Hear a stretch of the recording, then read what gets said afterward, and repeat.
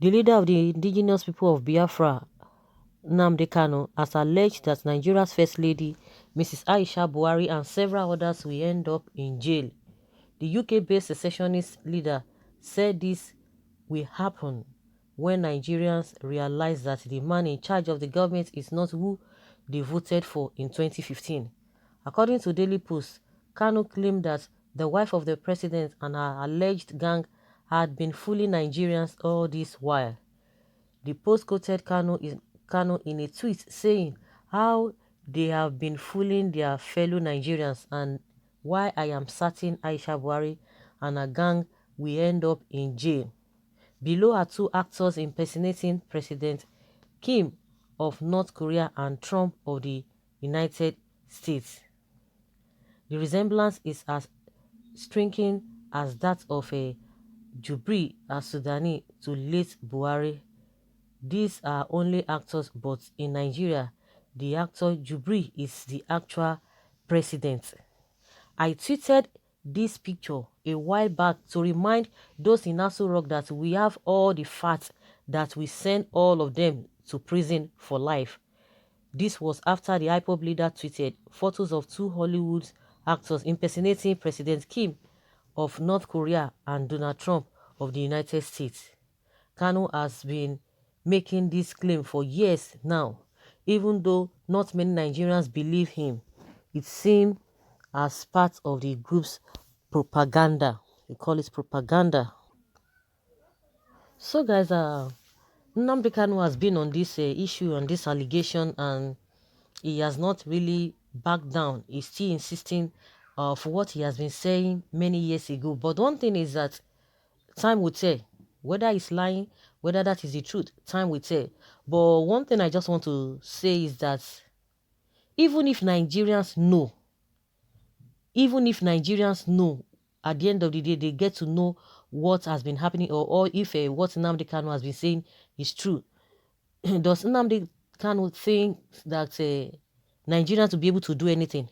Even with the ones that we are seeing, you think they are going to do anything?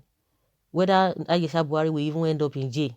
The same set of people, let's even leave what he's talking about, or whether Jubri or no Jubri. The ones that are really are very, very obvious to us, the ones that we can talk about, the ones that we are sure about, the ones that everybody can come together and say, yes, this is it. What have Nigerians, what have they done? They've done nothing. And that is why I just believe that it's only something drastic, only very, very strong thing, something that will cause maybe the whole world to change. That is when maybe Nigerians will do something. A typical example is this COVID-19. Do you know the way they are trying to manipulate the whole thing? They are manipulating everything. They are still trying to involve put corruption. Of course, corruption has even entered the issue of COVID-19. So that's just the way it is. Even if Nigerians get to know, what are they going to do? Nothing. The people that know that these are the people, the so-called leaders that are putting them into abject poverty, will have lured them into suffering. Yes, when election time comes, once they just give them little thing, they fall for it. They will fall for it. Most Nigerians, not all Nigerians, most Nigerians just believe that, even if I know, well, does that concern me? How will that put food on my table? Even the so-called lawyers, the so-called journalists, this guy has been saying a lot of things and nobody cared to even say, okay, let us even counter what he has been saying. I'm talking about the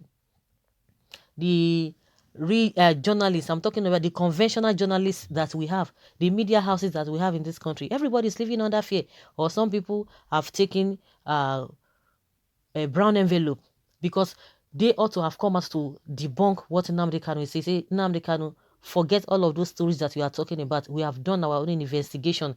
This is it, and this is our own stand. This is what we have found out. Nobody's just saying anything. You want to tell me that everybody is working for the government?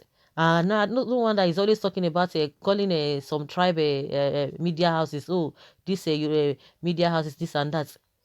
In my opinion, I just believe that there should be some people somewhere to counter what he has been saying, to give facts that this is what this guy has been saying and it is true or it is not true. Everybody is afraid, whether yes or no. Some people are just quiet. They don't want to say anything. And that is why I just believe that this country, I don't know something that will shake Nigerians. I have never seen that thing from my own point of view, because I have been able to think through a lot of things. But at the end of the day, I found out that the more you look, the less you see. That is the case of Nigerians.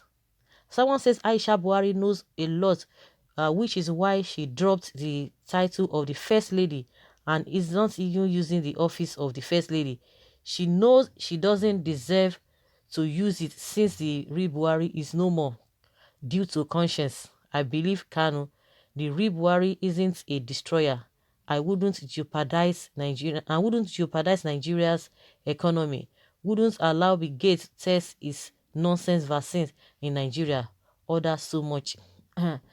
Of course, Nnamdi Kanu is the one that says he has evidence, he has proof. Some people will tell you, oh, be addressing this man this way. No, you can have your own platform and be addressing it. You have this thing, but we are always coming here to say what Nnamdi Kanu is saying. The what is it called? The evidences that Nnamdi Kanu say he has.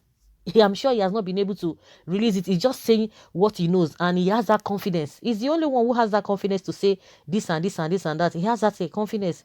So if he says that, and we'll come and tell you, oh, this is what Nnamdi Kanu is saying, and that's why we're always saying, even if Nigerians know that this man is not the Buhari, everybody thinks he is. Definitely, I don't think that Nigerians will still be able to do anything. They will just like, oh, let's forget about it. Let's move on. It has always been, little things. What has degenerated the whole thing to this stage is that little things, we overlook it. We'll say, oh, they don't matter.